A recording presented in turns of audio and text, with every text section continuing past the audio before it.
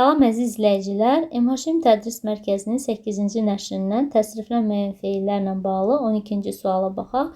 Deyir, uyğunluğu müəyyən edin. Məslərin sintaktik vəzifəsi mübtəda tamamlıq zərflik təyin olmaqdır. Bilirik ki, məslər təyin olunur, yanlışdır, qabağında doğru qeyd edib.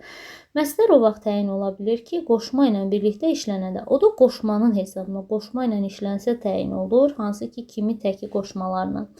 Filmin bitməyinə az qalmış, hamı getdi, feili bağlama tərkibi işlənibdir, doğru fikirdir. Baxın, yadda saxlayın, mışı anda ilə əvəz edə bilirsinizsə, orada mış feili bağlama şəkilçisidir. Filmin bitməyinə az qalanda hamı getdi. Nə etdi? Getdi kim? Hamı nə zaman filmin bitməyinə az qalanda tərkibdirmi? Bəli, doğru, amma qabağından yanlış qeyd olunub, B-ni də çıxırıq.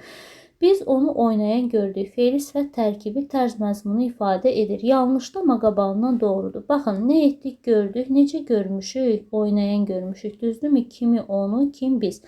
Burada feili sifət tərz bildirir, amma feili sifət tərkibi yox. Ona görə yanlışdır məhz. Feili sifət isimləşəndə ismə aid bütün xüsusiyyətləri özündə daşıyır. Yanlış fikirdir. Necə özündə daşısın? Bütün xüsusiyyətləri daşısa olardı isim. Elə uyğun fikir budur. Məslər hallansa da mənsubiyyətə görə dəyişsə də cəmlənmir. Doğru fikirdir. Qabağında yanlış olduğu qeyd olunubdur. Bu da uyğun fikir deyil. Məslər cəmlənmir. Biz bunu bilirik. Bir dənə üçüncü şəxsin cəmində onların oxumaqları deyirik. Orada da təbii ki, cəmlənmək üçüncü şəxsin cəmi. Mənsubiyyət yanında var deyə orada cəmlənmə baş veribdir. Belə.